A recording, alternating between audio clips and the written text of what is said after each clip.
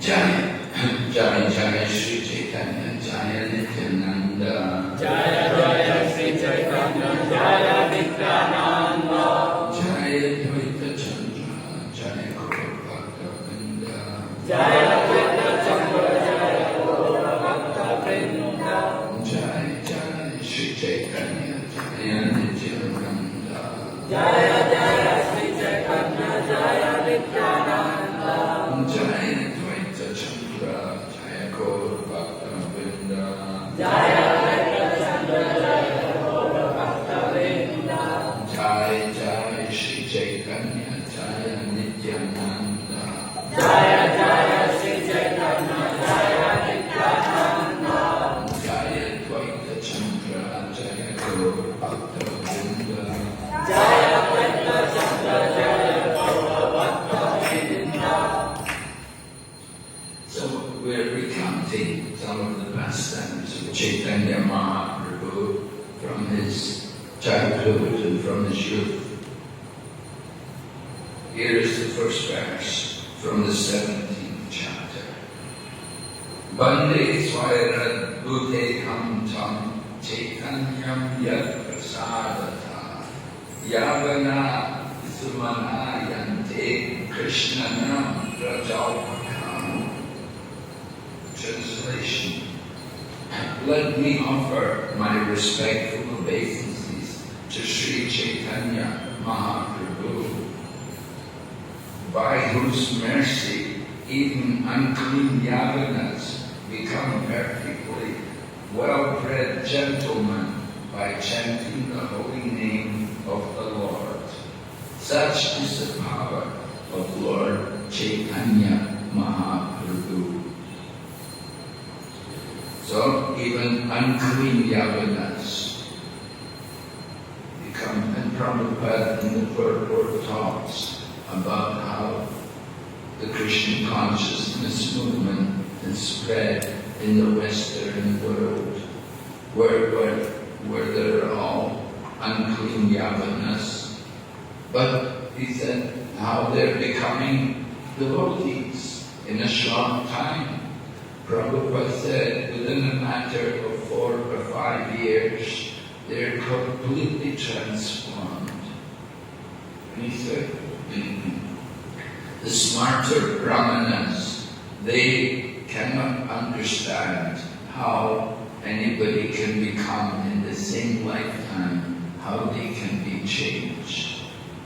The smarter brahmanas claim that you have to take birth again and become, you have to be born in a brahmana family.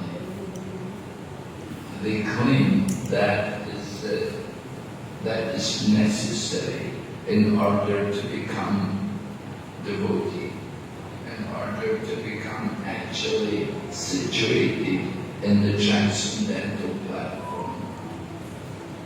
Just like in the line of Shankaracharya, if you want to take sannyas, you must be born in a brahmana family.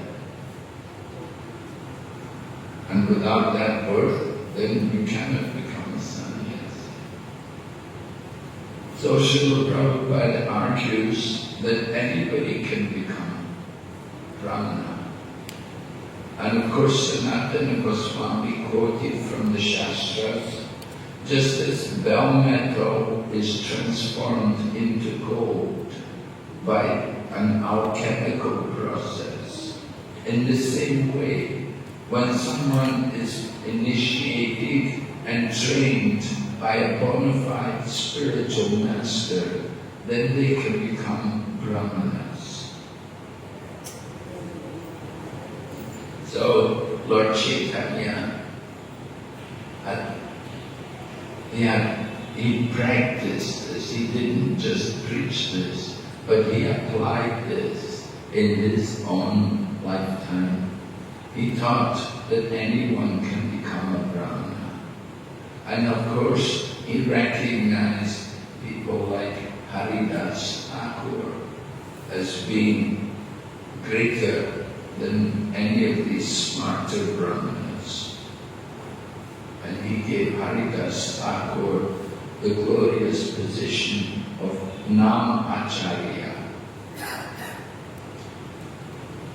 Now, one of the events which took place during the youth of Chaitanya Mahaprabhu was when he confronted Keshav Kashmiri. Keshava Kashmiri was from a very high Brahmana family, and he was very well read in Shastra, and he was a very great scholar. He was such a great scholar that he traveled all around Bharatvarsh debating with any Pandits, and no one could defeat him. So he had a big following, and he came to Navadvip, and he came with an entourage. He came riding on an elephant with many people following him, all singing, praising the glories of Keshav Kashmiri, who had been given the title Digvijay. So Nimai Pandit was just a young boy, teenager.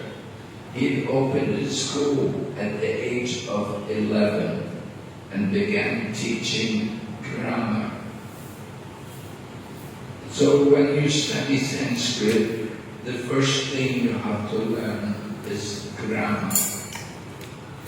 So because Nimai Pandit was teaching grammar, it was considered that he's just a neophyte in teaching, because he's teaching the beginners, he's teaching the grammar.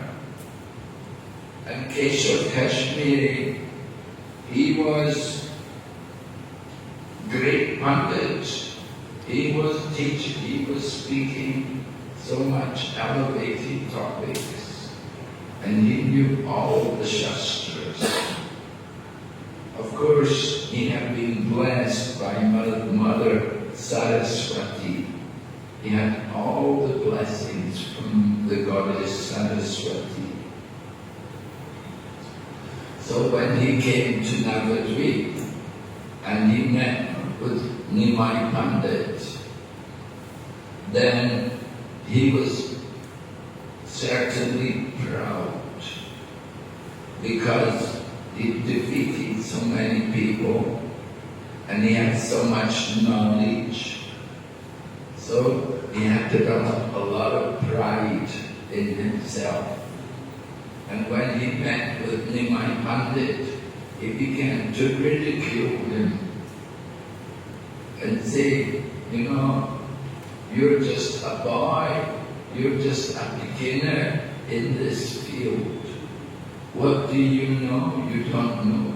And Nimai Pandit was very humble. He took a humble position. He did not try to argue. He said, yes, I'm just a child compared to you. You're a great Pandit, you're a great scholar.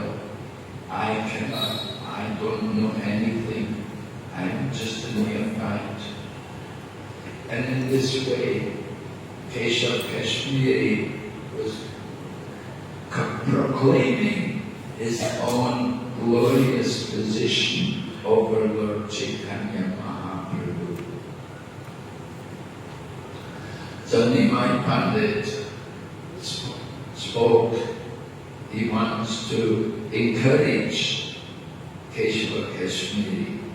And he said to him, please bless us if you could recite some poetry in the praise of Mother Ganga. That will be very wonderful for our benefit. So he requested this Keshava Kashmiri to compose some poems. And Keshav Kashmiri had that talent that without any preparation he could compose verses of poetry. Prabhupada had one disciple. One of his very first disciples was Acharya Prabhaka. He came from Mathura over there. And he had that skill. He could compose poetry spontaneously. You know, if we have to write a poem, average person, it takes a lot of thought and a lot of preparation to compose one verse. But Keshava Kashmiri could do it without any tongue. And he began to recite verses. And it is said he recited 100 verses, all in praise of Mother Ganga. So Nimai Pandit was listening with the other students. They were listening to the poetry. And after Keshava Kashmiri finished, and he recited the poems, the verses very quickly, like the wind almost, he was reciting. So Nimai Pandit said, "Oh, your poetry is so wonderful and it's so elevated." He said, "I think you're the only one who can understand it." So, that was a little bit of a rebuke to Keshava Kashmiri, that your poetry is so wonderful, nobody can understand it, only you. So what is the good? What is the good of a poem if you're the only one who can understand it? So anyway, Nimai Pandit was rebuking Keshava Kashmiri like this. And then Nimai said to Keshava Kashmiri that, why don't you tell us, explain this one verse to us? There's this one verse, I want you to explain to me about the ornaments and about the faults which are there in the verse. So Keshava Kashmiri, he didn't like this. He said, in my poetry there are no faults. Now actually, when people write, there may be faults. And even in great poetry written by great people like Kalidas, Chandidas, they write poetry and there can be faults in it. But because it's glorifying the Supreme Lord, it's considered perfect. Just like in Srimad Bhagavatam, when Narada Muni was discussing with Vyasa, he told him, Tadvak Vishako Janatavavit Lavo Yasmin Priti Slokam Abhadiyavadati Namani Anantascha Nishon Nikitaniya Shrinvanti Kayanti Grinanti Sadava. Right? That Narada Muni says that those words which are glorifying the Supreme Lord, that even though they may be imperfectly composed, in other words, there may be some faults in the grammar here and there, but because they're glorifying the Supreme Lord, they are perfect in themselves. There's no fault. And such words are heard, sung, and accepted by those who are thoroughly honest. That is the statement of Srimad Bhagavatam.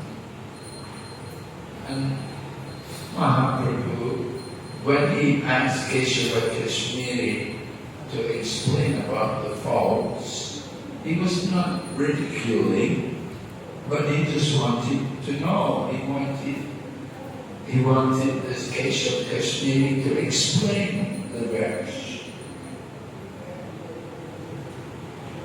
It's always better to have something explained by the author rather than by other people.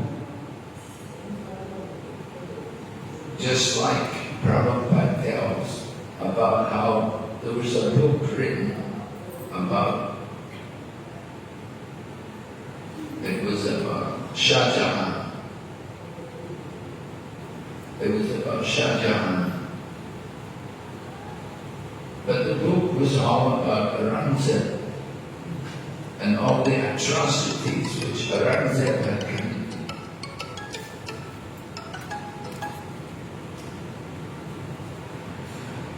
All the different atrocities. So people would read the book and they would wonder, why is it called Shah Jahan? It's all about Shah Jahan. There's not much about Shah Jahan, it's all about Aurangzeb. But the author explained that actually it's about Shah Jahan, because Shah Jahan was in the prison, and he'd been put in the prison by his son, Aurangzeb.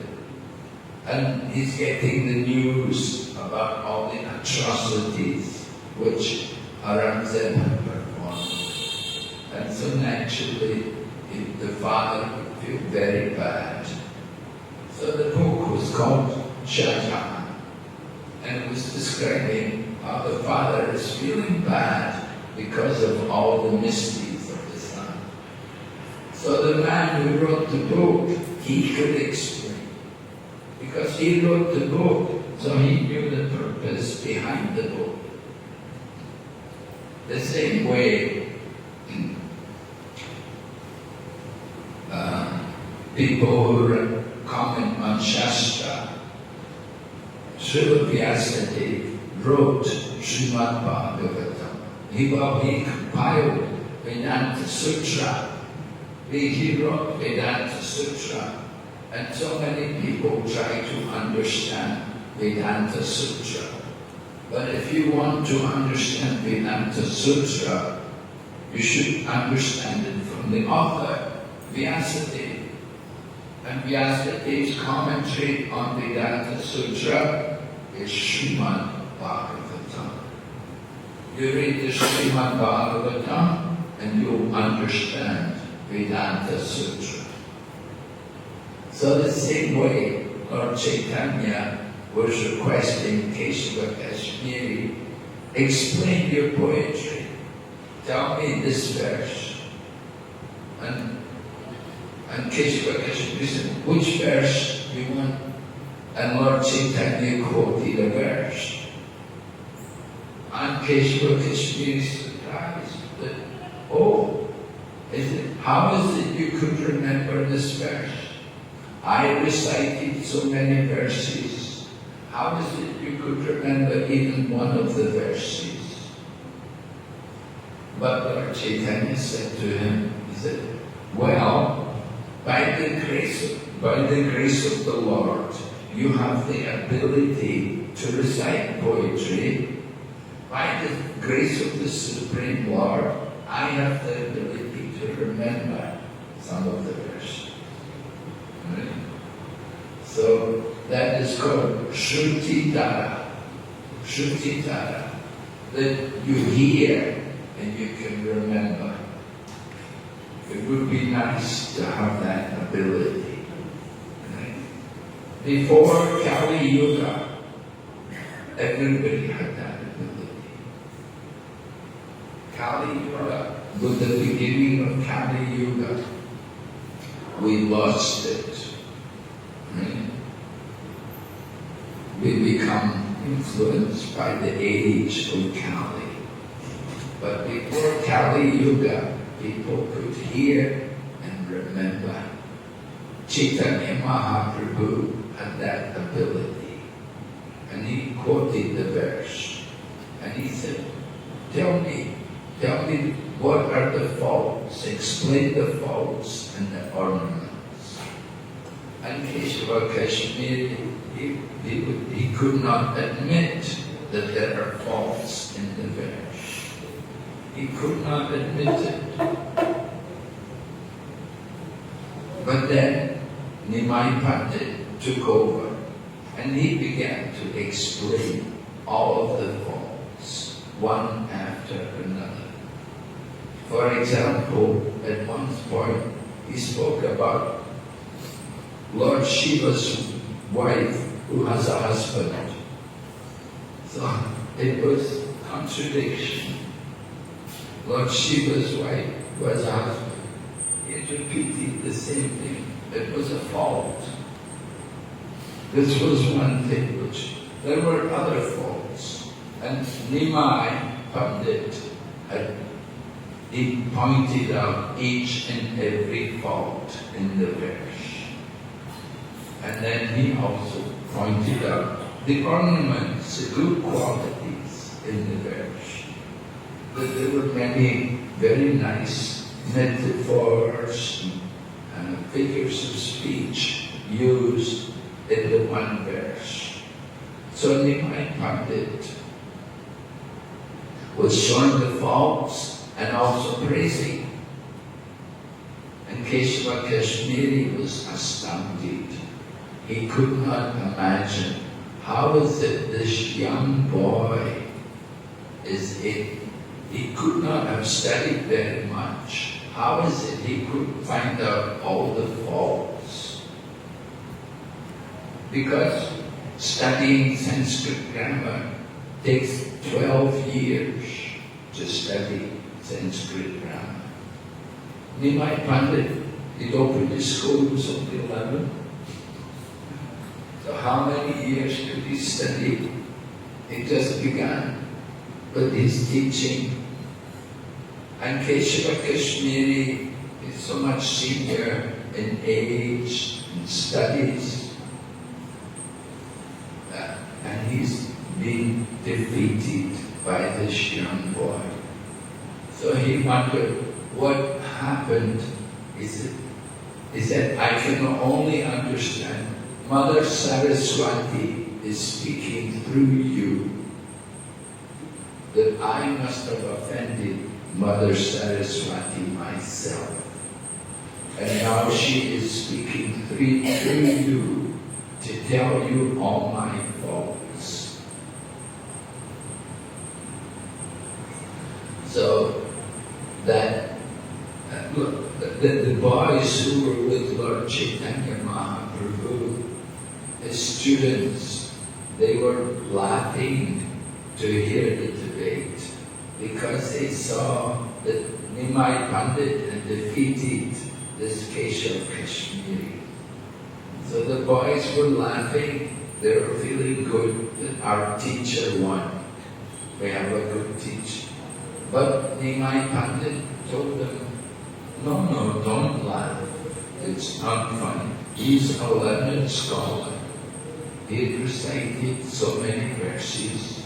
All right, he made some mistakes, but still, he's a very learned scholar.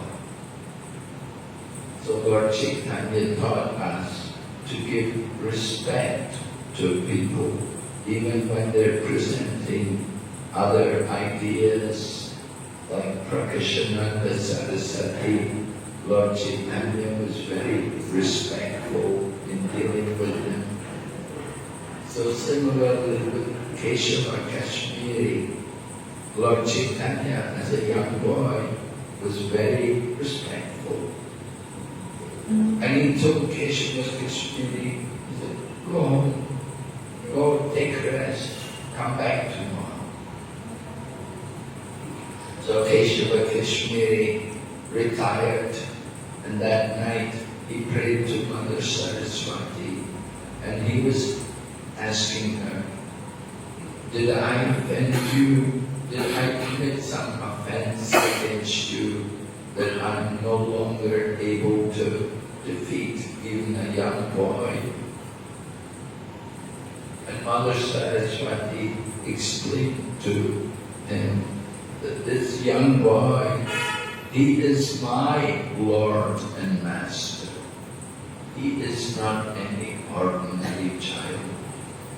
So you should not feel bad that you have met the Supreme Personality of Godhead Himself. And you should go, and you should surrender to Him, because He is my Lord and Master. So Keshava Kashmiri got this instruction, and the next morning he came to Nimai Pandit, and he took shelter at the lotus feet of Nimai Pandit. And he became a Vaishnava. Later on, he was initiated in the Nimbarka Sampradaya. And he also wrote a commentary. He wrote his commentary. On the commentary, the Nimbarka Sampradaya, they have a commentary on Vedanta. And this Keshava Kashmiri, he also wrote a commentary on the Nimbarka commentary. So he became a very good devotee. Nimbarka Sampradaya, they also worship Radha and Krishna. They recognize also the important position of Radharani and the mood of the gopis. So Keshava Kashmiri took initiation in that line. So that was one of Mahaprabhu's pastimes as a young boy. And another very important pastime of Mahaprabhu was his encounter with the Chankasi. The Chankasi, the Chankasi, he's like the magistrate. He was a magistrate in Navadvip. And he was the guru of Nawab Hussain Shah. Nawab Hussain Shah was the emperor of Bengal.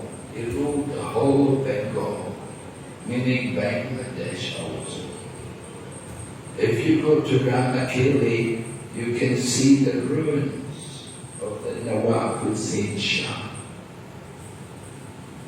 There's a big, huge place. There's several buildings there in Ramakeli. Even today, people come from America, they come to visit Ramakeli. Now we go to Ramakeli too. Now we don't go just because of Nawab Hussain Shah, but we go because Rupa and Sanatan used to live there. Rupa Goswami and Sanatan Goswami, their residence was before in Ramakeli. And Lord Chaitanya had gone there and he met with Rupa and Sanatan at Ramakeli. So, Chankasi, he was the guru of the Nawab Hussain Shah. Just imagine how influential, powerful man he was. So it happened that devotees were starting to do Sankirtan. Lord Chaitanya had gone to Gaya and he'd been initiated. And he'd come back to Navadvip, come back to Mayapur, and he started Kirtan, Sankirtan. They were having a lot of kirtan. Of course, they were meeting in Srivas Angam initially. And it was in the Srivas Angam, they were having nocturnal kirtan every night. Mahaprabhu said, no need to sleep anymore. Right? No need to sleep anymore, Madam. No need to sleep. Just kirtan all night. Why we should waste time sleeping? Every day, how many hours we sleep? Just imagine. In the lifetime, if you sleep 12 hours a day, and you live 100 years, 50 years is spent in sleep. So Mahaprabhu said, we won't sleep anymore. We will just have kirtan every night. And they were having kirtan. But it disturbed people. Just like wherever we have a temple, when you have kirtan, you get complaints. Right? The neighbors don't like it. Oh, so much noise. Right? All over the world, we have the problem. Even here in India, we make a lot of noise. So, Srivas, they were having kirtan. The Chankazi came because they got complaints. And the Chankazi came and the Chankazi broke the Madanga. Because in the time of the Chankazi, there was no Balaram Madanga. There was no fiberglass Madanga. There was no brass Madanga. There was only the clay Madanga. In Prabhupada's time, we only had clay Madangas. And Prabhupada, when they made the first fiberglass drum, Prabhupada played it.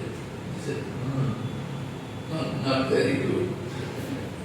Wasn't like the clay. Anyway, Chankazi came, they broke the Madanga, and they threatened. Chankazi said to them, he said, what's happening here? He said, you Hindus, he said, for a long time, you never did your religious practice. Now you've become so devotee, now you're so religious. You're doing all of this kirtan, all of this chanting. What's happening? Who's influencing you? The Chankazi said, if you continue, they'll take away all your property. They'll make you Muslims as well. So Chankazi knew the Hindu people are attached to being Hindu. They don't want to become Muslims. So he threatened them in that way. So they were very afraid. Because very easy thing to make somebody a Muslim. We know in Chaitanya Charitamrita it tells about Subhuti Rai. Subhuti Rai had a servant. And the servant at one point did something wrong, so Subhuti Rai caned him. So that servant grew up to be a very prominent man in society. And when his wife saw the mark from the cane, his wife asked him, what's this mark? And he said, yeah, I did something wrong and he caned me. And so I said, you should take revenge on him.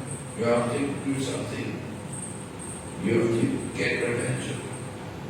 But then I said, no, I deserved it. But the wife said, no, you should do something. Then, oh, okay, I will make him a Muslim. So he took some water, threw it on him. He said, now you're a Muslim. It was such an easy thing to make someone a Muslim. Just throw some drops of water on him. So Subhuti Rai wondered, what can I do? I don't want to be a Muslim. And he went to the Brahmanas and he asked them, what can I do?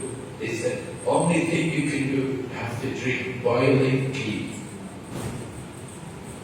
Did you ever try drinking boiling ghee? It means you have to die. You die, you kill yourself. It's a suicide. So Subhuti Rai didn't want to do that. So he went to Mahaprabhu and he asked Chaitanya Mahaprabhu what to do. And Mahaprabhu told him, you have to chant the holy name and serve the Vaishnavas. So Subhuti Rai did that very nicely. He served the Vaishnavas. The Vaishnavas would come from Bengal to Vrindavan and they would get sick, just like I'm sick. So Subhuti Rai would serve them. He gave them rice and yogurt. help them, because in Mathura they eat too many bread rotis. They eat bread roti very hot. So he gave them dahi and rice, cooled the body. He was serving the Vaishnavas and he was chanting the holy name. Alright? So Chankasi was threatening. He went to Shirasi's house, he broke the madanga, they were all afraid. They all went to Mahaprabhu and said, Chankasi said, no more Sankirtan. Lord Chaitanya said, what? I will kill them all. Call everyone. We're going to have Sankirtan. Call everyone. We will go in the evening. In the evening after it gets a little too hot in the daytime. So in the evening, we'll have Sankirtan. Tell everyone, bring torches. And everyone should come. And they had a big Sankirtan. And they went all over Navadvip. And finally they came to the Chankasi's house. And they got to the Chankasi's house. The Chankasi was in the house hiding because he could hear the Sankirtan. He was afraid. He knew there's so many people. He was hiding in the house. So Mahaprabhu said, well, first of all, Chaitanya Charitamrita describes how they organized the Sankirtan.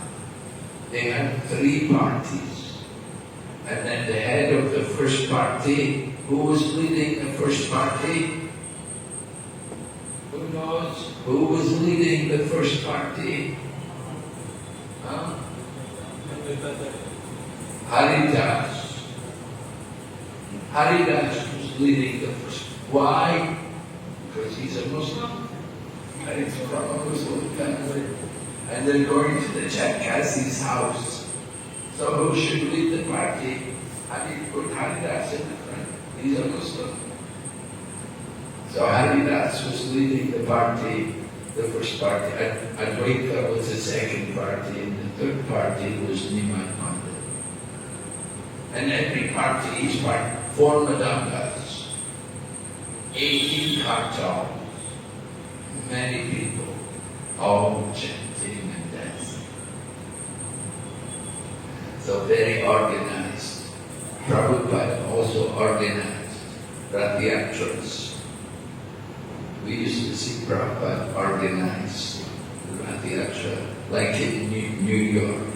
He organized all the vehicles, all the buses, all the Sankirtan. Just like they have a May Day parade. You know, if you go to Moscow on May Day, they have a parade, and all the army, all the military, they show their strength. So Prabhupada organized Rath-yatra and said, show the strength of our Krishna consciousness movement. Many vehicles, many buses, many devotees, all in the parade. So they all came to the Chankasi's house, and the Chankasi's hiding in the house. So Lord Chaitanya said, go inside, tell Chankasi to come. And so Chankasi came out and met Nimai Pandit. And Lord Chaitanya said, why are you hiding? And Chankasi said, well, you were all angry because they were shouting, kill the Kasi. He said, you were all so angry that I wanted you to calm down. I was waiting for you to calm down. Now I'm ready to meet you. And then Chankasi said, you know, he said, Nilamba Chakravarti was my uncle. He is your paternal grandfather. So he said, Chankasi said to Nimai, you are like my nephew. I am like your uncle. In this way, Chankasi was trying to make nice relationship with Nimai Pandit. I thought Nimai Pandit was that's very nice. Yes, because Chankasi used to call Nilamba Chakravarti Kaka, your uncle, right? And he said he wished to Lord Chaitanya, Chankazi was the father of his mother, Sachi, so grandfather. So this Chankazi said, I am your uncle, you're my nephew. He said, if the uncle does something wrong, the nephew shouldn't get too angry with him. If I've done something wrong, no reason for you to get angry with me. You should be calm. And Lord Chaitanya then spoke about cow killing with the Chankazi. He said, you know, the cow is our mother. She provides milk, which is so necessary. She provides milk. And the bull produces grains. So the bull is like the father. How can you kill the father and mother? How you can allow the killing? So Chankazi said, well, if you Hindus, you're also killing cows. You also have Vedic sacrifice. You perform Vedic yajna according to your scripture describes about cow killing. Lord Chaitanya, however, said, our scriptures prohibit the killing of cows in the Kali Yuga. In other ages, Brahmanas could recite mantras, and they would take an old cow and they would sacrifice it and revive it as a young cow. So he said that was good. You bring the old cow back as a young cow. He said that was good. That's a good thing. And then the Brahmanas would do that to show their power of their mantras, and their mantras were very powerful. They could do these things. But he said in Kali Yuga, nobody can do it. Ashvamedha Kavalangam Sanyasam Palapaichakam. The 5 acts are prohibited in the Kali Yuga. The cow sacrifice, the horse sacrifice, begetting a child in the womb of the brother's wife, offering of flesh to the forefathers, and taking sannyas are prohibited in the Kali Yuga. So Lord Chaitanya quoted this to the Chankazi. And then the Chankazi, he said, yes, he said, actually, there are many faults in our own scriptures. He said, I have to admit that people have not properly understood or properly translated the scriptures. Srila Prabhupada said, there are 3 Yavana Shastra. The Old Testament, the New Testament, and the Quran.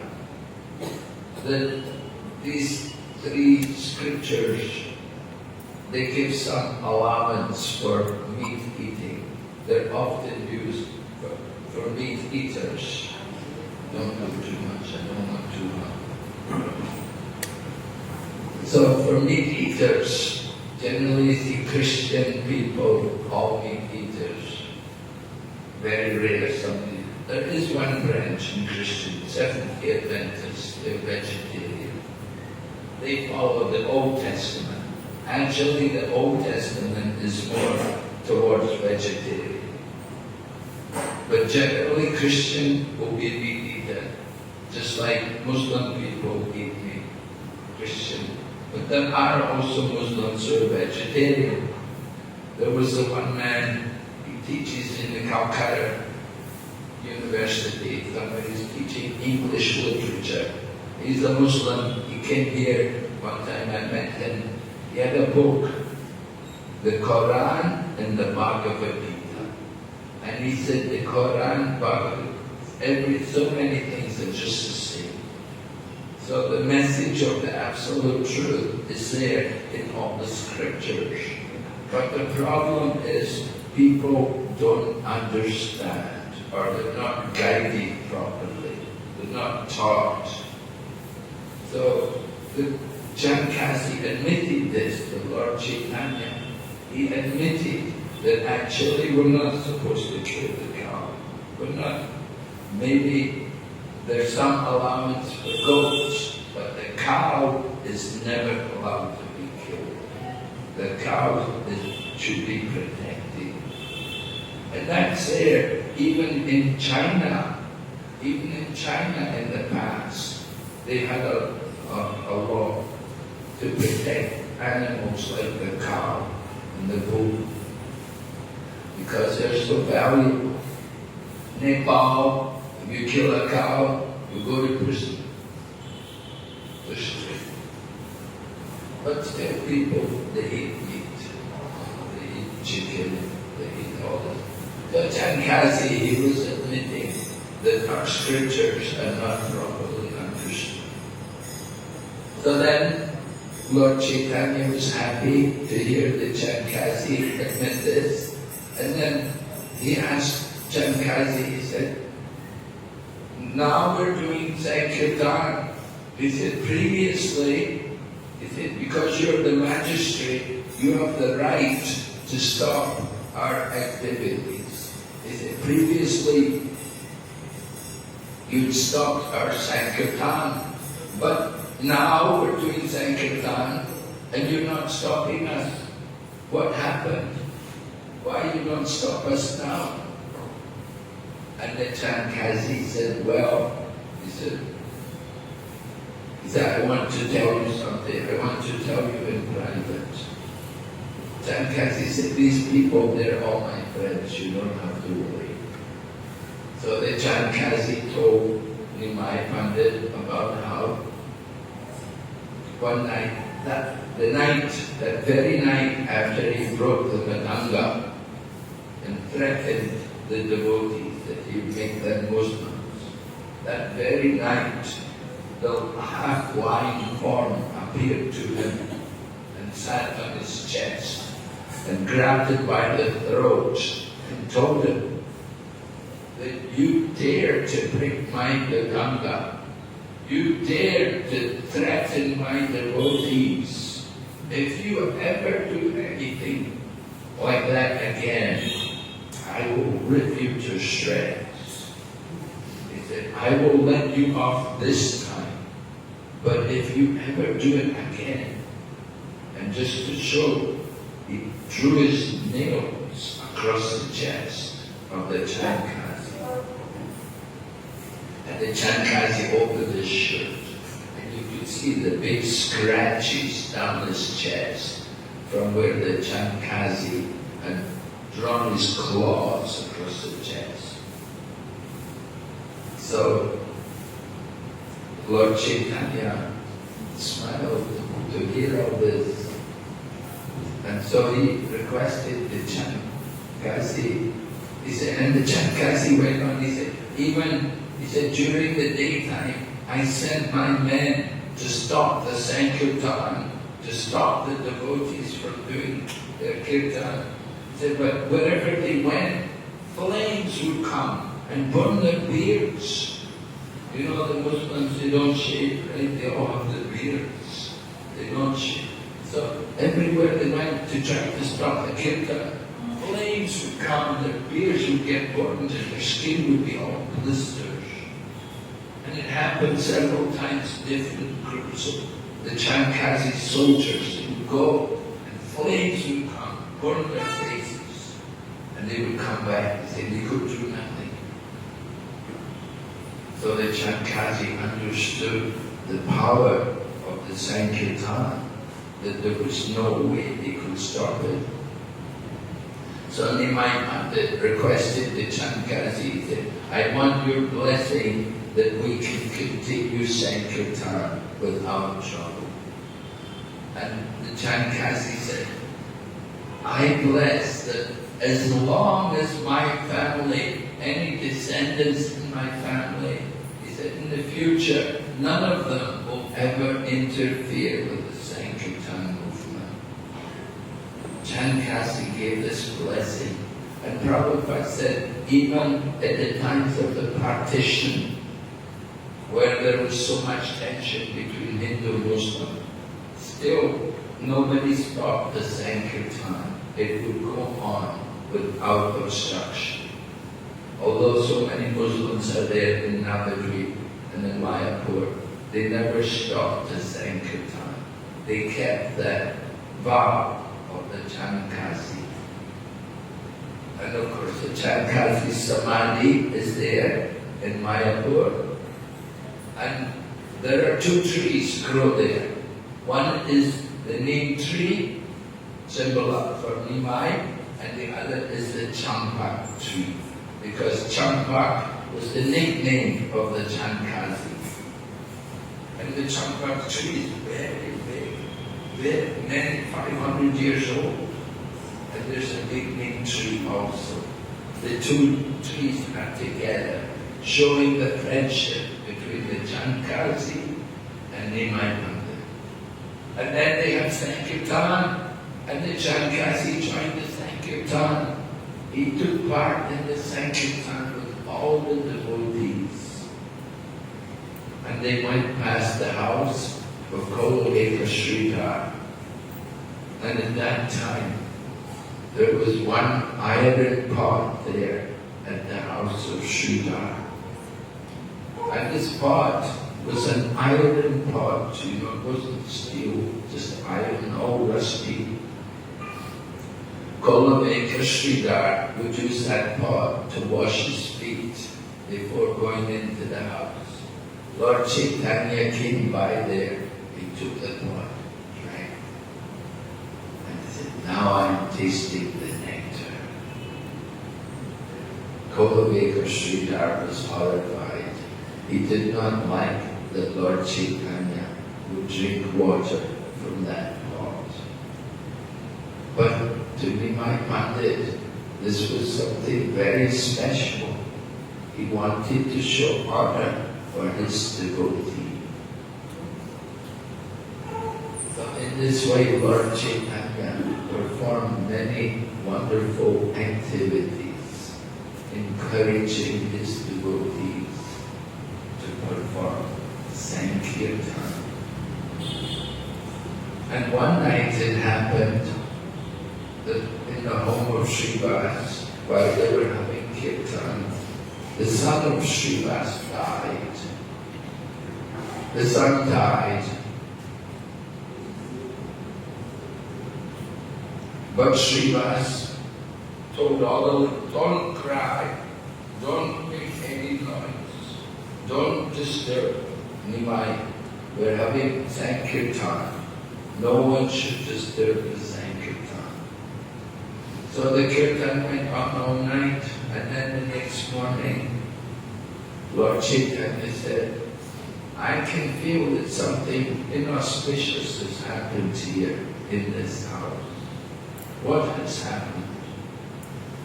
So at that time, Srivas explained that earlier in the night, my son was having a fever and he died.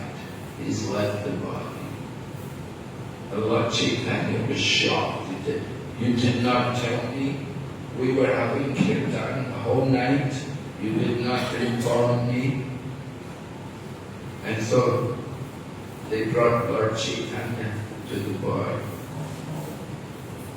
And Lord Chaitanya saw the boy laying there. He put his hand on his chest and requested him, why are you leaving this home? You've taken birth here. Why you would leave here? And the boy came back to life for some time and spoke to everyone that yes, it was my good fortune to take birth in this home and to be in a home of Srivas. He said, but now, according to my karma, my time in this place is finished and I really have to go some other place. So hearing the boy speak philosophy, everyone was pacified. But the body then lay down and the soul again left the body. All of these wonderful events took place during the childhood and the youth of Chaitanya Mahaprabhu. So tomorrow is the auspicious day of the appearance of Sri Chaitanya Mahaprabhu. And we want to observe that day in a very grand way. So we will have a big program. And generally also the devotees, we observe fasting until the moonrise. Because Chaitanya Mahaprabhu appeared at moonrise. So we observe the fasting throughout the day, and then we will take prasadam after the moonrise. So tomorrow, of course, is also holy. So you have to be careful. If you're coming from outside, you have to be a little careful where you go and who's around, because it's that day when they throw color on everyone. Okay? Any question?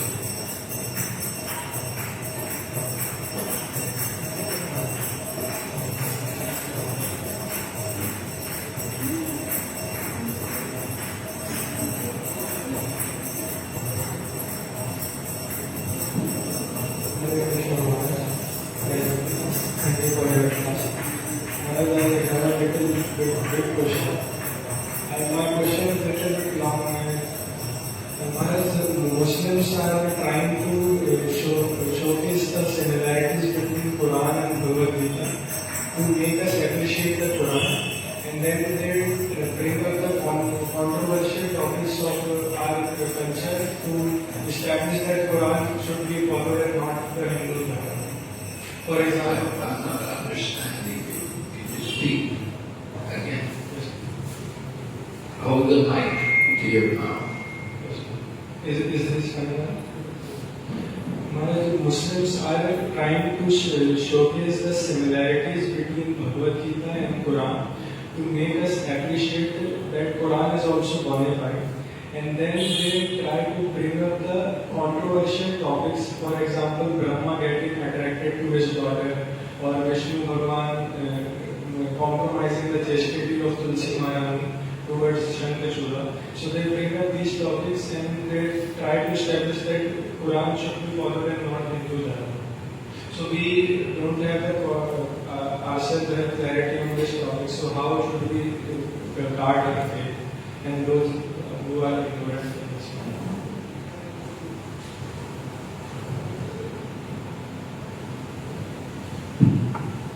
Well, we're not against other scriptures.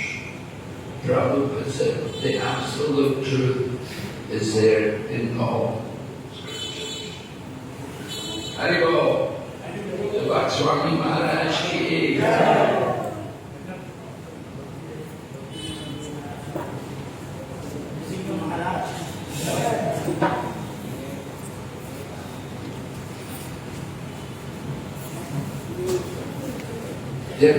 The absolute truth is there in all the scriptures. So it's also in the lead said, but I'm not against it. People practice that. Yeah, okay, they can find fault with our scripture. They can say, Brahma did this, but Brahma gave up his body. He gave up the body. He didn't keep the same body, right? He gave up that body. And what was the other one? Sankashura. Vishnu Bhagavan compromising the chastity of Tulsi Maharani to kill Shankachura. Well, that's not in our scriptures. That's Puranic. We don't deal with all these Puranic things.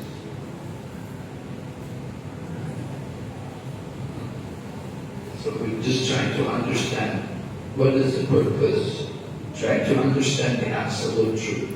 Of course, we're not saying that everything is all the same, it's all one, but there are some similarities. The man who came here, he was saying that what's in the Bhagavad Gita is similar to what's in the Quran. So Bhagavad Gita is a primary book, but Bhagavad Gita goes on to higher. After Bhagavad Gita, you can go on. Bhagavad Gita brings you to the point to surrender to God, surrender to Krishna.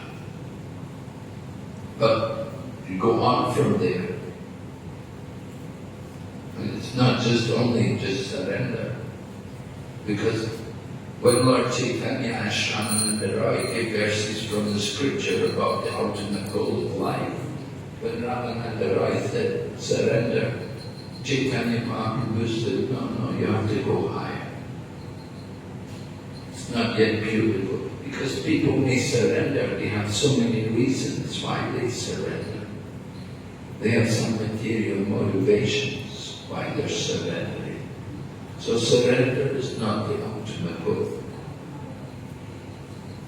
Lord Chaitanya wanted to stress pure devotion.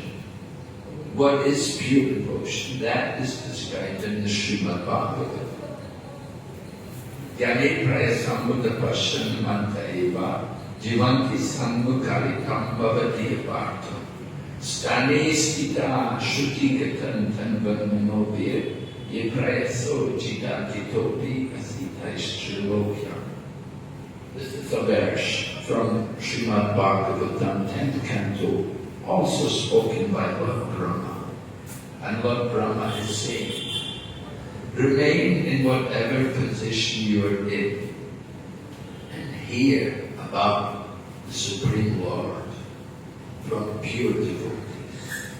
Hear from those pure devotees how you can cultivate God consciousness.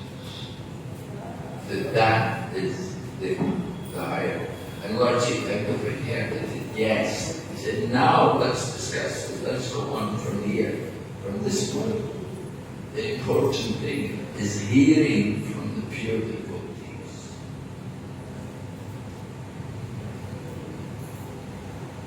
Okay. But in this, I wanted to know how to stop them from using these points to make convert people. Well, don't argue. Don't waste your time with these kind of people. It's not worth it. You're just wasting. We're not Lord Chaitanya that we could convert Muslims. We can't imitate that kind of. Better just you have your religion, I have mine.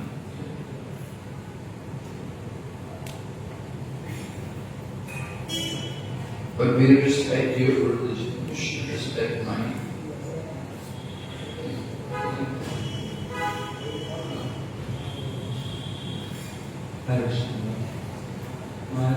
We see that Mahaprabhu initiated Keshav Kashmiri. Later he joined in other sampradaya. Also there is another incident of one devotee, Vallabh Bhatta. He also joined other sampradaya. So another thing was like Mahaprabhu flooded whole South India, and many devotees became many people became devotees. But when you go to South India, we don't see any devotees of Mahaprabhu unless ISKCON had come. So how to understand that Mahaprabhu spread Krishna consciousness and they joined other movement and we don't see that the Mahaprabhu's followers which this should be like. So how to understand this? Well, in South India, you see that the Sri Vaishnavas are there. So Lord Chaitanya spent time with the Sri Vaishnavas. And Prabhupada also quotes a lot of Ramanuja in our own purports. Often he's referring to Ramanujacharya. So Sri Vaishnavism Mahaprabhu discussed it when he stayed there, when he stayed in Sri Rangam. He discussed with the Bhagavata about Sri Vaishnavism, about the position of Lakshmi, that she's not on the level of the gopis, that she's the consort of the Lord, but she's not on the level of the gopis. The gopis are higher than the position of Lakshmi. So he explained all that. But Chaitanya Mahaprabhu came to bring the Sampradayas together, and he took the teachings from each of the Sampradayas and brought them into one. So that there were 2 points from each of the Sampradayas, and he brought them into Gaudiya Vaishnava Sampradaya. So we see that in Mahaprabhu's teachings. And so the Gaudiya Vaishnavas are respected by the Sri Vaishnavas. They're respected by the followers of Ramanuja and Madhvacharya. So they're there in South India. There are Vaishnava families there. Some of the Vaishnavas, when Lord Chaitanya went to South India, some of them came. They came up to Vrindavan, like Gopal Bhatta. He came to Vrindavan, Radharaman Temple, Gopal Bhatta. He was from South India. When Lord Chaitanya was in Sri Rangam, he came up to live in Vrindavan. And Prabodhananda Saraswati, he was also from that family. He also came and lived in Vrindavan. So they wanted association. They didn't make a new temple down there, but they came up to Vrindavan and they came to associate. And they wanted the association.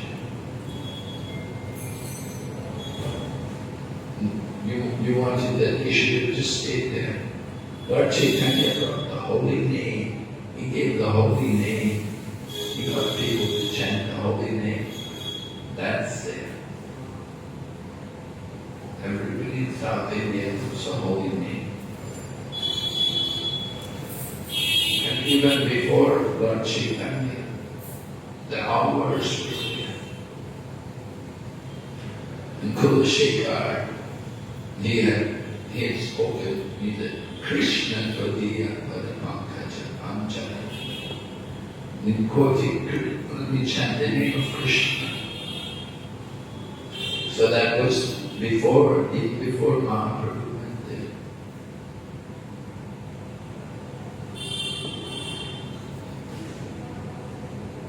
Anyway, now Mahaprabhu, by the mercy of Mahaprabhu, holy names all over the world. All over the world, the name is being chanted. People are devotees. Okay? Alright, any other question?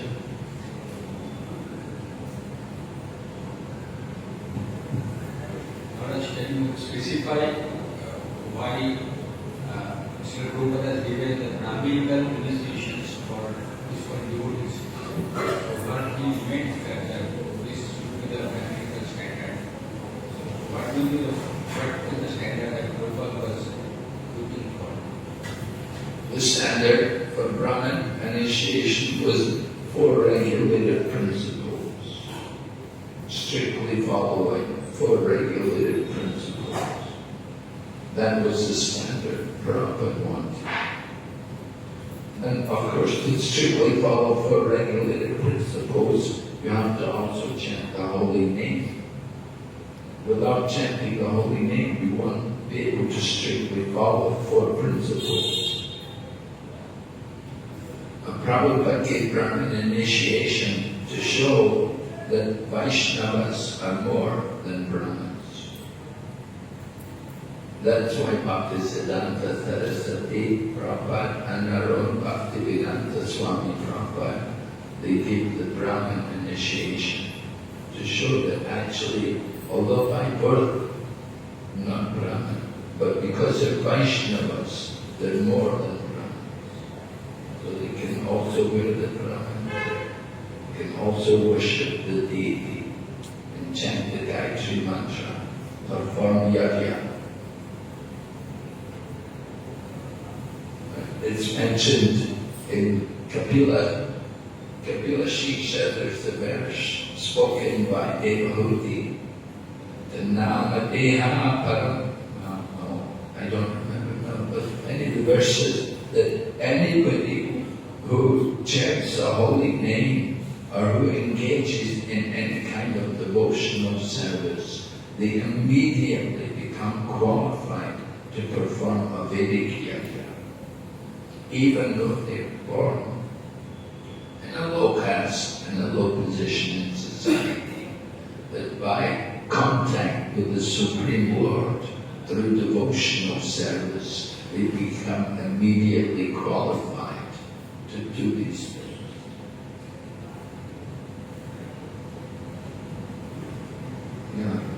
Rabbinical qualification.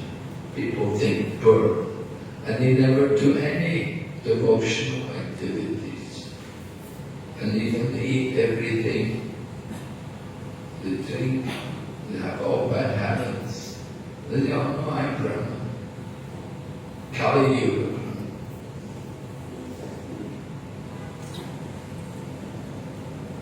So one who is strictly following, then they can be Brahman.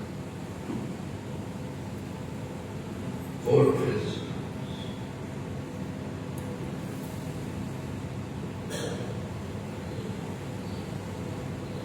Of course, nowadays we have more qualification. Jayapataka Swami wants, anybody who wants second initiation, they have to have attended the Bhakti Shastri course. He says we don't want illiterate Brahmins. We want Brahmins who studied the scripture. So the Bhakti Shastri course is a qualification for bringing one to the Brahminical platform in terms of Shastric study. Brahmins should know scripture. Prabhupada never asked that, but nowadays we're asking that. You want to get Brahmin initiation, you have to also study scriptures. You have to complete that course. Study the Bhagavad Gita.